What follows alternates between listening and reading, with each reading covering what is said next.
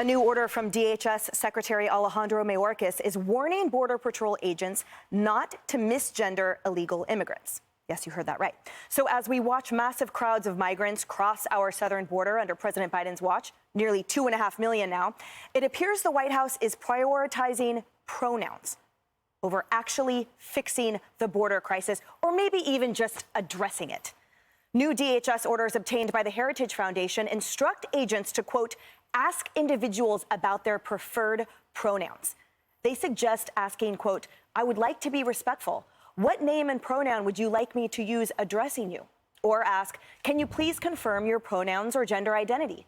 The memo also tells agents not to use pronouns like he and she and Mr. and ma'am until they are sure of how that person would like to be addressed. Congressman, I can't tell if I'm on an episode of South Park or in a Far Side cartoon or an alien joke, because it is preposterous to think that our border agents would be instructed with these orders. Mind you, that's the primary order, not let's get you to safety, not which cartel has a gun to your head right now, not I'm worried for my safety, engaging it is nonsense. But this is the continued nonsense we get from this administration. I'm at a loss at this point. I mean, this one right here, I mean, like I said, this, maybe the Truman Show, and I'm looking for the back exit door. Because when you get to this point, they're coming across the border in record numbers. The administration is encouraging them to come across the border. This is the part that I just don't, honest to God, don't get. You've got a secretary who is blatantly bending the law to say everything's better because we're putting them through parole through the actual, entry case. No, you're not, because the law doesn't say that. And by the way, 95% of those who come on asylum claims will not be granted asylum. Let's quit the lie. It's a lie. Mayorkas, you're so bad at your job, you make your boss actually look good. Okay, that's how bad Mayorkas is at this. But my concern is going back to something you said, Emily. I've been to the border to see our agents. I am tired of our Border Patrol agents being made to daycare. They've been made to keep people safe. They're trying to do their job as best they can, as the law says they should. And they're being mistreated over and over and over by this administration and Mayorkas, who's at the head of their organization. Why don't they actually say thank you and do your job? We'll give you the tools to do your job. When they're not able to do their job, we're putting our own border agents in health concerns ways. These folks are coming across the border where they're having to keep them in unsanitary conditions because they're trying to get them out. They're doing their best. And then the head of their agency is saying, don't misgender them. Give me a break. Get actually to real up there and somebody figure this out. He ought to resign simply because he's freaking incompetent. Leslie, to that point, can you say with a straight face that any of these illegal immigrants will actually care, give the slightest iota of care about their pronouns when they are subjected to rapes and sexual assaults and violence and extreme poverty and the control that these cartels have and barely making it alive because of these cartels? And they think that being called by a proper pronoun, that's going to assuage everything else? Who actually cares about this? When I first saw this, I thought you guys picked this because you knew I was here today. No, we would never. Shake it up. There we go.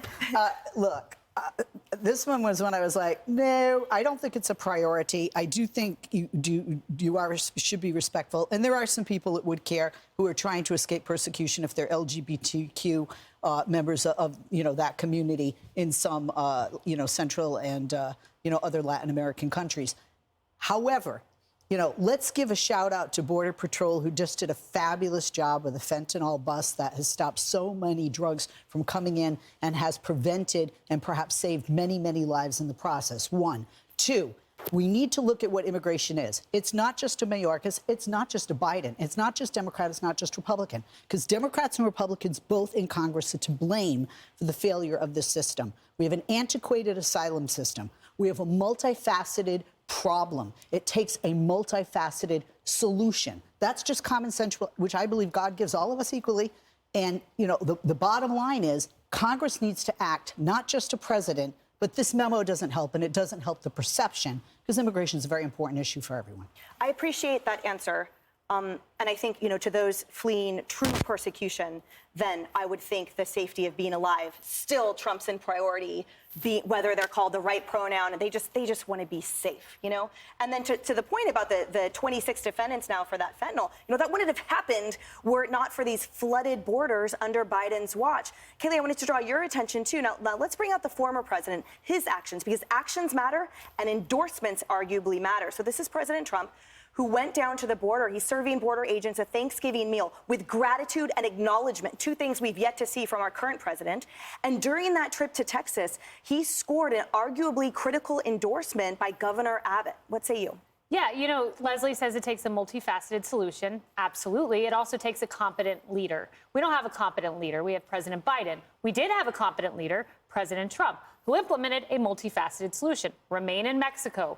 Build the wall. He threatened to put tariffs on Mexico unless they mobilize their troops to their northern border, our southern border, and it worked. We are seeing now record-breaking numbers on the southern border. That doesn't happen in a vacuum. It happens because, in the words of Obrador in Mexico, he called Joe Biden the migrant president. He understands the connection between policies and outcomes, and that's what we're seeing now.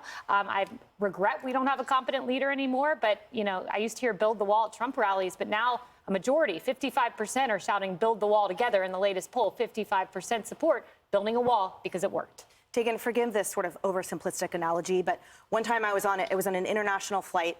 I was in Asia. The flight was totally insane. It was the worst flight. I didn't fly for 2 years after. It was so scary. My point is, all we cared about was landing safely.